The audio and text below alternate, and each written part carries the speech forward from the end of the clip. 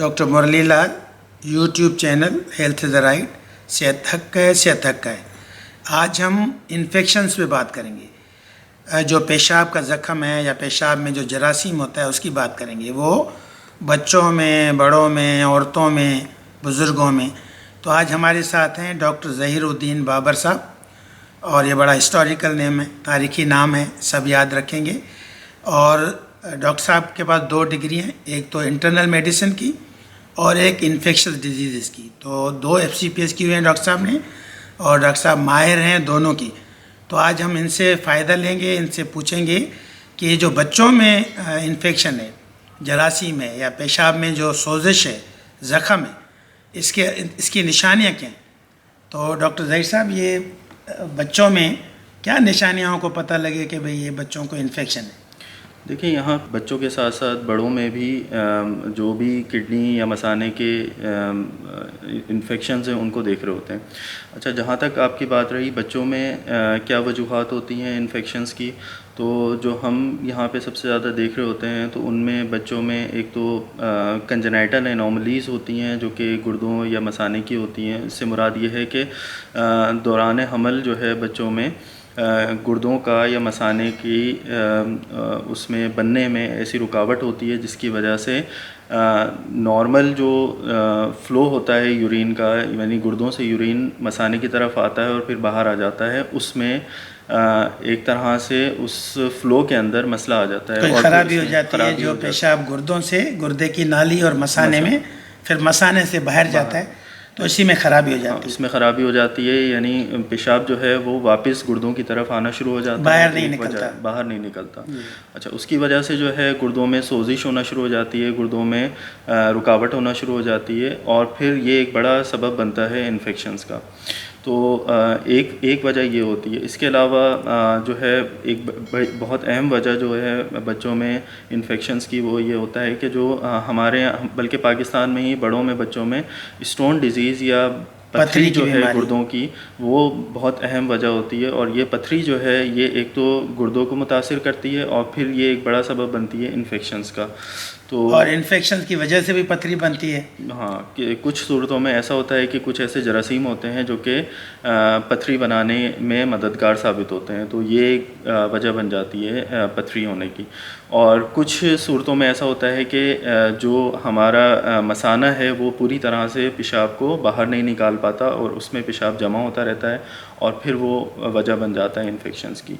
तो बच्चों में बहुत ज़्यादा यूँ कह लें कि कॉमन है, या बहुत हम देखने में मिलता है कि इन्फेक्शंस हो रहे होते हैं बच्चों में गुर्दे और मसाने के। और ये इन्फेक्शंस मामूली इन्फेक्शन के साथ साथ ये गुर्दों के इन्फेक्शंस में भी आगे चल के बन जाते हैं, और ये पेचीदगी एक तरह से हो जाती है बच्चों में। जो पैदाइशी आपने बात की ना कि पैदाइशी तौर पे, तो उसको कैसे देखा जाए। एक तो एंटीनेटल अल्ट्रासाउंड है प्रेगनेंसी के दौरान, और या जो है अपना जब खातून जो है वो हामला है उसी दौरान अल्ट्रासाउंड करते हैं। हर 2-3 महीने में एक अल्ट्रासाउंड होता है। पता तो वहाँ से चल जाता है कि इसका मसाना बच्चे का पूरा यूरिन खारिज नहीं कर रहा, मसाना है। तो या फिर उसका इलाज तो हमारे पास अभी तक नहीं है कि हम माँ के पेट में उसका इलाज करें, जैसे तरक्की याफ्ता दुनिया में है।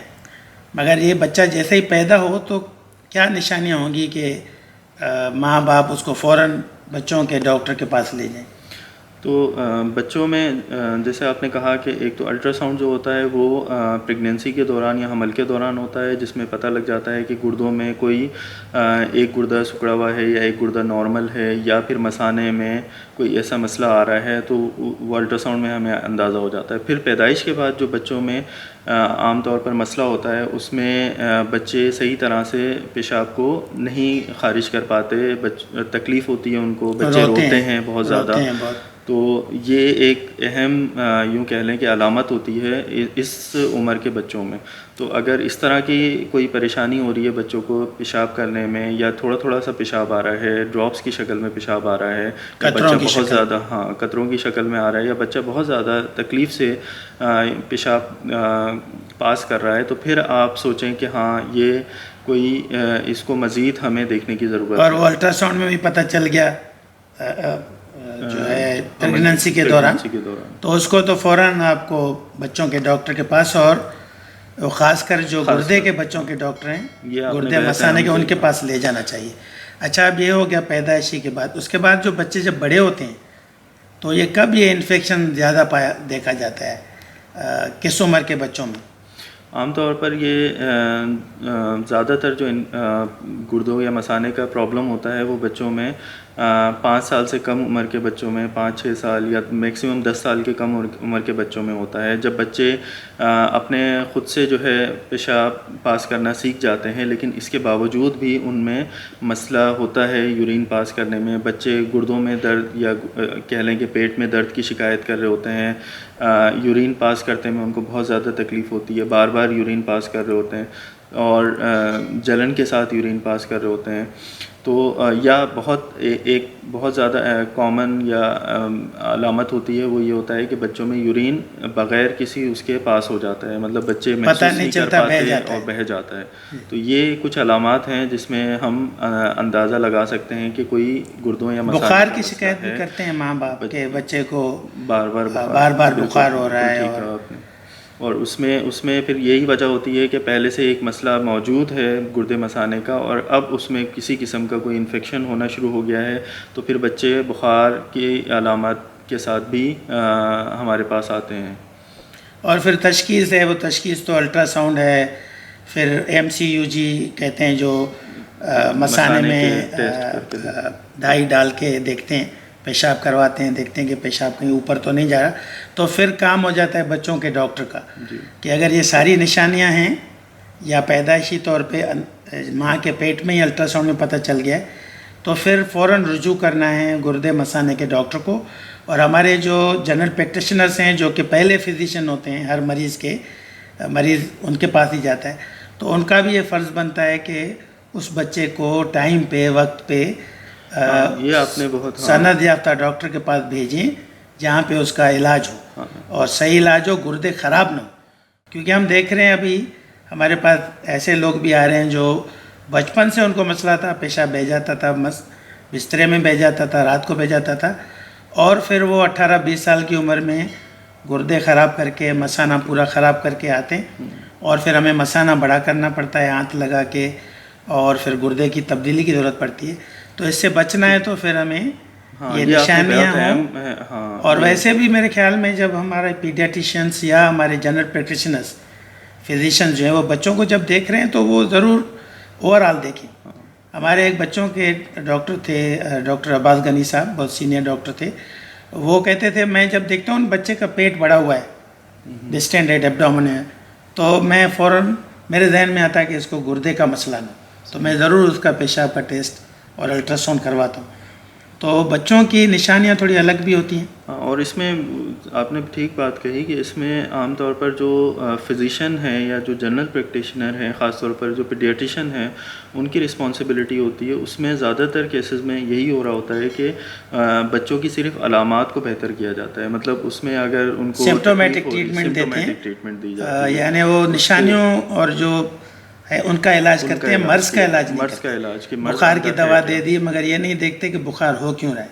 तो तशख़ीस करना अहम है, और तशख़ीस करके इलाज करना। मैंने देखा है बहुत सारे पढ़े लिखे लोग भी पेशाब का सादा टेस्ट करवा के यूरिन DR और एंटीबायोटिक ले लेते, कल्चर नहीं करवाते।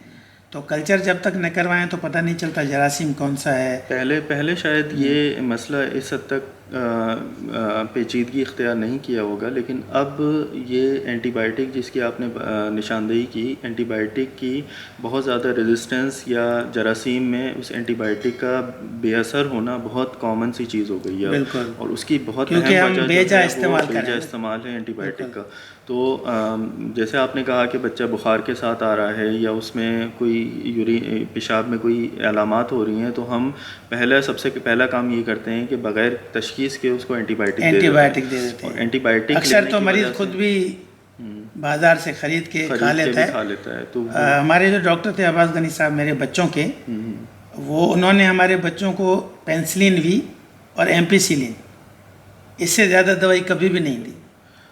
वो यही दवा अब देते थे, कहते थे अब सूरत हाल थोड़ी सी हाँ, मुख्तलिफ हो थोड़ी गई है। अब पहले भी हम टाइफाइड को जो है आम दवा से, एंटीबायोटिक से, एम्पिसिलिन से, सेफ्ट्रॉन से ट्रीट कर देते हैं, लेकिन अब टाइफाइड का जरासीम भी इतना ज़्यादा हाँ, खतरनाक हो गया है कि उसके लिए हमें इंजेक्शंस की ज़रूरत देने पड़ती पड़ते हैं। है। वो भी शायद इसी तो वजह से हुआ ना कि हम एंटीबायोटिक बहुत इस्तेमाल बिल्कुल करें, बिल्कुल। उसका और बेजा उसमें इस्तेमाल करें। उसमें सबसे अहम वजह जो है यूरिन का इन्फेक्शन होता है। यूरिन के इन्फेक्शन में या गले के इन्फेक्शन में हम फ़ौरन से एंटीबायोटिक ले लेते हैं। तो इस चीज़ के लिए मैं ये कहूँगा कि एंटीबायोटिक का बेदरगी इस्तेमाल को रोकें। हम पहले ये तशख़ीस कर लें कि मरीज़ में है वजह क्या, उसके गुर्दे के मसला है, मसाने का मसला है, उसकी सही से तशख़ीस हो, और फिर वो जो डॉक्टर देख रहा है उसे वो किसी ऐसी जगह पे उस मरीज़ को भेजे जहाँ पे इसका प्रॉपर इलाज हो, जहाँ पे मर्ज़ की तशख़ीस हो और फिर उसका इलाज। सनद याफ्ता डॉक्टर के पास जाना ज़रूरी है। मेहरबानी डॉक्टर ज़हीर साहब, ये बहुत अच्छी मालूमात आपने दी और मेरे ख्याल में लोगों को